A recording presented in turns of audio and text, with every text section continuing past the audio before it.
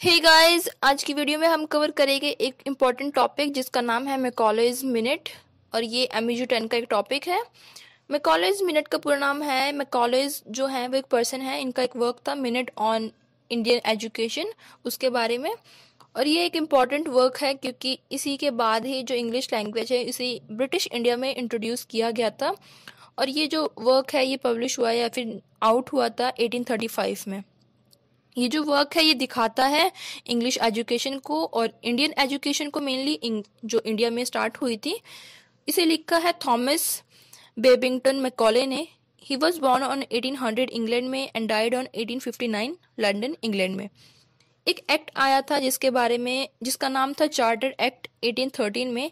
इसमें बताया गया था कि 1 लाख रुपीज जो है वो ईस्ट इंडिया कंपनी या फिर जो ब्रिटिशर्स हैं वो इन्वेस्ट करेंगे इंडिया में उनकी एजुकेशन सिस्टम के ऊपर, कि यहाँ पर जो एजुकेशन है वो बिल्कुल भी अच्छी नहीं है, तो इसके ऊपर इन्वेस्ट किया जाएगा। और उसके बाद जो ये 1 लाख रुपीज थे ये कैसे यूज होंगे या फिर कैसे कैसे किस किस सब्जेक्ट पे इसको लगाया जाएगा या फिर इसका डेवलपमेंट कैसे होगा, किन किन को डिस्ट्रीब्यूट किया जाएगा, इन सब चीज़ों में बहुत ज़्यादा प्रॉब्लम्स थी। और ये 1 साल तक इस पर कुछ वर्क भी नहीं हुआ था। तो मेनली यहाँ पर थोड़े दिनों बाद जो मैकॉले है उन्हें बुलाया गया और उसके बाद इन्होंने एक अपना वर्क लिखा, मेमोरेंडम लिखा, जिसका नाम यही है minute on the Indian education.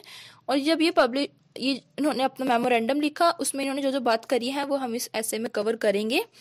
तो सबसे पहले हम डिस्कस करते हैं कि हुआ क्या था। तो जो 2 फरवरी 1835 है उसमें ब्रिटिश हिस्टोरियन और पॉलिटिशियन जो मैकॉले थे उन्होंने अपना एक मेमोरेंडम पेश किया था, प्रेजेंट किया था, जिसका नाम था मिनट ऑन इंडियन एजुकेशन, जो कि दिखाता है या फिर शो करता है कि जो नीड है वो कितनी ज़्यादा है इंग्लिश एजुकेशन को लगाने की। जो इंडियन नेटिव्स हैं उन पर इंग्लिश लैंग्वेज को लगाने की कितनी ज़्यादा नीड है, इंग्लिश एजुकेशन कितनी ज़्यादा इंपॉर्टेंस रखती है। और अगर मैं इसकी बैकग्राउंड की बात करूं तो जो ब्रिटिश एजुकेशन पॉलिसी थी कॉलोनियल इंडियन में, उस टाइम की जो कॉलोनियल इंडिया थी उसमें वो नॉन एग्जिस्टेंस थी, वहां पर कोई पर्पस नहीं था, बेनिफिट नहीं। जो ब्रिटिशर्स थे वो दिखाते थे कि यहाँ पर वो आए हैं ताकि वो इन्हें सिविलाइज कर सके या फिर ये कर सके वो कर सके, लेकिन उनका मेन पर्पस जो था, सोल पर्पस जो था वो था प्रॉफिट कमाना ट्रेड से या फिर अदर मीन्स से।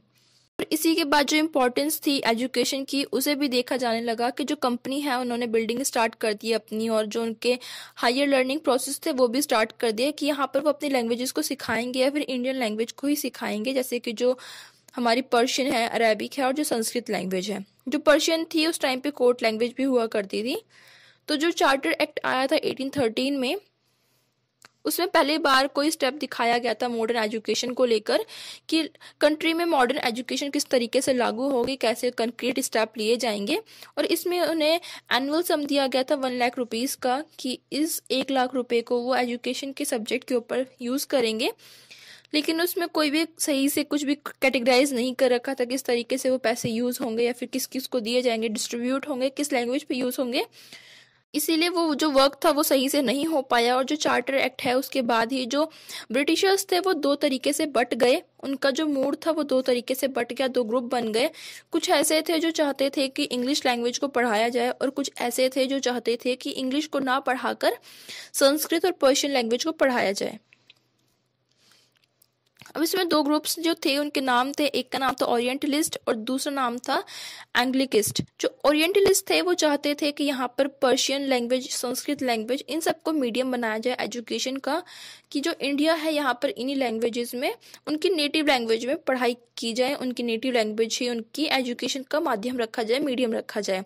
ऑफिशियल वर्क हो चाहे स्कूलिंग वर्क हो वो उसी लैंग्वेज में हो। जो दूसरा ग्रुप था उसका नाम था एंग्लिसिस्ट। जो एंग्लिसिस्ट थे वो चाहते थे कि इंग्लिश लैंग्वेज ही जो है उसी को एजुकेशन का मीडियम बनाया जाए। और इसमें राजा राम मोहन राय जो हमारे इंडियन थे वो भी उस चीज में अलाउ करते हैं, फॉलो करते हैं उसी ग्रुप को। वो भी चाहते थे कि इंग्लिश लैंग्वेज ही यहाँ की लैंग्वेज बने, इनका मीडियम बने, क्योंकि उन्हें लगता था कि जो संस्कृत है वो बहुत ज्यादा हार्ड है और टिपिकल है। वो जो ग्रुप्स थे ये आपस में लड़ाई झगड़े हो रहे थे, इनके बीच में डिस्प्यूट हो रहे थे, क्योंकि एक ग्रुप चाहता था कि वेस्टर्न लैंग्वेज पढ़ाई जाए, एक चाहता था ना पढ़ाई जाए। जो चाहते थे कि पर्शियन और संस्कृत पढ़ाई जाए उनमें से एक है जॉन, एक है एच एच विल्सन। जो जॉन है वो चाहते थे कि यहाँ पर इंग्लिश ना पढ़ाई जाए बल्कि इनकी नेटिव लैंग्वेज पढ़ाई जाए, क्योंकि जो इंडियंस है वो ऑलरेडी सिविलाइज है, उनकी जो वैल्यूज है, नॉलेज है, बहुत ज़्यादा ग्रेट है। और जो एच विल्सन है वो सोचते थे और उन्होंने बोला है कि इंडियन उस किसी भी पर्सन को रिस्पेक्ट नहीं करते हैं जो यहाँ पर इंग्लिश स्कॉलर है, बल्कि जो इनकी लैंग्वेज में स्कॉलर है, मतलब कि संस्कृत पर्शियन में स्कॉलर है, इन लैंग्वेजेस को पढ़ता है, जानता है, इंडियन उनकी बहुत ज़्यादा वैल्यू करते हैं, उसकी रिस्पेक्ट करते हैं। और इन्होंने बहुत सारे वर्क्स को हमारी इंडियन लैंग्वेज में भी कन्वर्ट किया था, उन्हें ट्रांसलेट किया था। और इसी डिस्प्यूट के बीच में जो मैकॉले हैं वो इंडिया में आए, मतलब कि जून 1834 में यहाँ पर वो आए, और यहाँ पर आने के बाद वो प्रेसिडेंट बन गए general committee of public instruction में, जिसे शॉर्ट फॉर्म में बोला जाता है GCPI। जो मैकॉले हैं वो बहुत ज़्यादा प्राउड इंग्लिश मैन थे। उन्होंने कन्विंस कर दिया सबको यहाँ पर आकर कि जो उनका वेस्टर्न कल्चर है वो बहुत ज़्यादा ग्रेट है, उनका जो नेशन है वो बहुत ज़्यादा ग्रेट है, अचीवमेंट से भरा हुआ है। और वो इस चीज़ को कंसिडर करते थे कि जो इंडिया है वो इन्फीरियर है। उन्होंने कहा कि जो उनका कल्चर है, जो उनके साइंस है, जो आर्ट है, वो बहुत ज़्यादा सुपीरियर है। उन्होंने अपने इस मिनट ऑन एजुकेशन में बोला है और जस्टिफाई किया है कि जो इंग्लिश लैंग्वेज है उसे क्यों यूज़ करना चाहिए, और जो इंग्लिश लैंग्वेज है उसे मीडियम बना देना चाहिए। किसी भी इंस्ट्रक्शन का, टीचिंग का, वेस्टर्न एजुकेशन ही फॉलो करी जानी चाहिए इंडिया में। उन्होंने आगे ये भी बोला है कि जो इनकी लैंग्वेज है, जो इंडियन लैंग्वेज है, इंडियन लिटरेचर है, वो किस तरीके से है। उन्होंने यहाँ पर इसका मजाक उड़ाते हुए बोला है, a single shelf of a good European library was worth the whole native literature of India and Arabia. कि जो उनकी वेस्टर्न शेल्फ है, किसी भी यूरोपियन लाइब्रेरी की कोई भी एक शेल्फ है, सिर्फ एक अलमारी जो है, उस अलमारी में रखी हुई जो बुक है, उस अलमीरा में रखी हुई जो बुक्स हैं, शेल्फ में रखी हुई जो बुक्स हैं, वो हमारी टोटल जितनी भी लिटरेचर लिखी गई है हमारी इंडिया में, उन सब के बराबर है। कि जो हमारा लिटरेचर है, हमारा पूरा इंडिया का जो लिटरेचर है, वो उनके सिर्फ एक शेल्फ की इक्वल है, उससे ज़्यादा कुछ भी नहीं है। कि जो हमारा लिटरेचर है वो इन्फीरियर है, और उनका जो लिटरेचर है, जो वेस्ट का लिटरेचर है, बहुत ज़्यादा अच्छा है, उनमें बहुत ज़्यादा वैल्यूज़ है, इंटेलिजेंस है। वो ये भी बिलीव करते थे कि जो वेस्टर्न साइंस है वो सुपीरियर है इंडियन नॉलेज के। उन्होंने बोला है कि बोलना ज़्यादा गलत नहीं होगा कि जो हमारी लैंग्वेज है, मतलब कि जो उनकी वेस्टर्न लैंग्वेज है वो बेटर है, और जो संस्कृत लैंग्वेज में लिखे हुए वर्क्स हैं वो वैल्यूएबल नहीं है। और जो हमारे लिटरेचर है, मतलब कि जो हमारे इंडियन लिटरेचर हैं, जो संस्कृत में लिखे हुए लिटरेचर हैं, ऐसे लिटरेचर वहाँ पे प्रीपैट्रेटरी स्कूल में पढ़ाए जाते हैं इंग्लैंड में।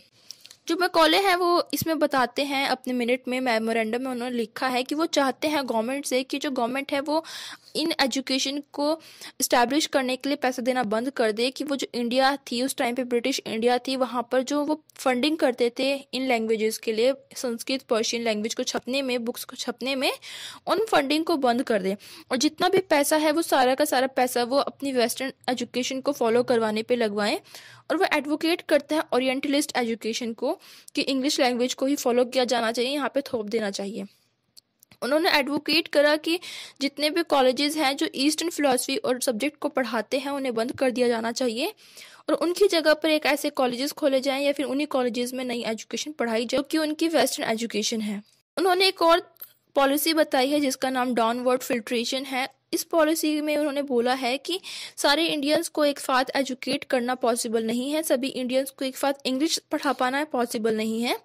तो इसीलिए इन्होंने एडवोकेट करा, गवर्नमेंट से ये कहा कि कुछ ऐसे इंडियंस को पढ़ाया जाए, कुछ सिर्फ थोड़े से इंडियंस को एजुकेट किया जाए उनकी लैंग्वेज में, वेस्टर्न में, इंग्लिश लैंग्वेज में, और उसके बाद वो खुद ही आगे जो मासेस हैं उनमें पढ़ा देंगे। इन्होंने कोर्ट्स में बोला है, the government try to educate only a few Indians who would in turn teach the rest of the masses. कि कुछ थोड़े से इंडियंस को पढ़ाया जाए, और फिर वो जो इंडियंस है वो पूरी भीड़ को इंडिया में पढ़ा देंगे। जैसे कि राजा राम मोहन राय है, उन्होंने खुद इंग्लिश को प्रेफरेंस दिया है इंडियन होकर। इन्होंने कहा, मैकॉले ने कहा कि एक ऐसा पूल क्रिएट किया जाए इंडियंस के बीच में, जहाँ पर जो इंडियंस हैं वो ब्रिटिशर्स के इंटरेस्ट के तरीके से वर्क करें, उनके लॉयल बने रहें। इन्होंने कहा कि एक ऐसी क्लास डेवलप करनी पड़ेगी, कुछ ऐसे इंडियंस को ढूंढना पड़ेगा जो इंडियन है ब्लड में, Indian in blood and colour, but English in taste and opinion, in moral and intellect.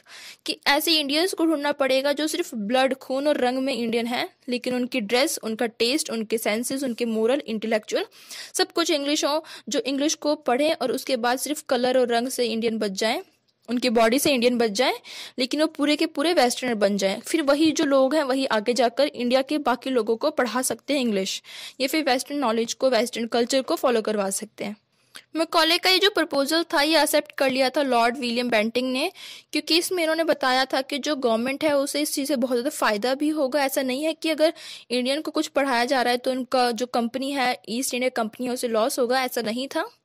तो जो मैकॉले का जो प्रपोजल था ऑफिशियली मार्च 1835 में वहाँ पे दे दिया गया था।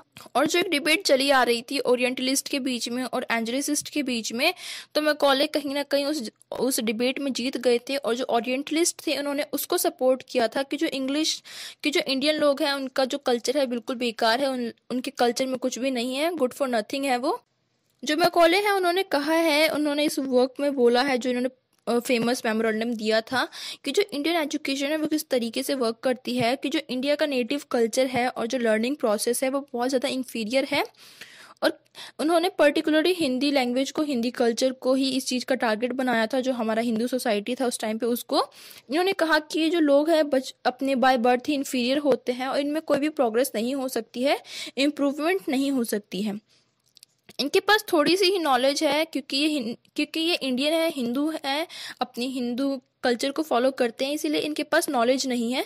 जो ब्रिटिशर्स इन्हें ऑर्डर्स देते हैं वो उन्हें समझ नहीं पाते हैं, सही से वर्क नहीं करते हैं। और उनको सही करने के लिए इन्हें चाहिए कि यहाँ पर हिंदी की जगह इंग्लिश लैंग्वेज को यूज़ करें, संस्कृत की जगह इंग्लिश को यूज़ करें, क्योंकि जब वो इंग्लिश लैंग्वेज यूज़ करेंगे तो जो ब्रिटिशर्स के ऑर्डर्स हैं वो उन्हें सही से समझ पाएंगे और ये कंपनी के लिए भी बेनिफिशियल होगा।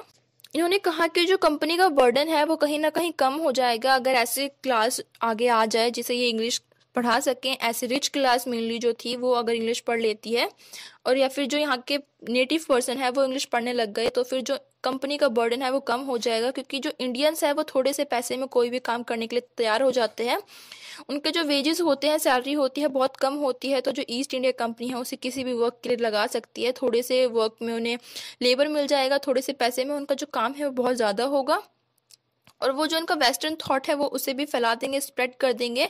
और ये इनके लिए यूजफुल है, ट्रेड के लिए भी, आर्मी के लिए भी, इनका जो एडमिनिस्ट्रेशन वर्क था उसके लिए भी, क्योंकि उन्हें थोड़े थोड़े पैसों में अगर लेबर मिल जाएंगे तो उन्हें ज़्यादा पैसे खर्च नहीं करने पड़ेंगे और जो इंडियंस है वो ज़्यादा काम करेंगे अपने कम सैलरी पर भी। इसमें कुछ रिकमेंडेशन दिखाई गई हैं, जैसे कि बुक्स को पब्लिश करना बंद कर देना, प्रिंटिंग करना बंद कर देना, यहाँ तक कि जो हिंदू कॉलेज था उसे भी बंद कर देना, जो बनारस में था वो जो संस्कृत हिंदू कॉलेज था उसे बंद कर देना, उसमें इंग्लिश लैंग्वेज को पढ़ाया जाना, या फिर मोहम्मदन कॉलेज था दिल्ली में उसे बंद कर देने के लिए भी रिकमेंडेशन किया गया था। और लास्ट में उन्होंने अश्योर किया था ब्रिटिश एम्पायर को कि जो ब्रिटिश एम्पायर है उन्हें इन मेमोरेंडम में या फिर इस मिनट हैंड में जो भी लिखा गया है उन इश्यूज से कोई भी लॉस नहीं होगा, बल्कि जो उनकी एफिशिएंसी है वो इंक्रीज होगी, जो इंग्लैंड की ग्रोथ है वो बहुत ज़्यादा होगी, उनका जो एम्पायर है वो बहुत ज़्यादा बढ़ेगा।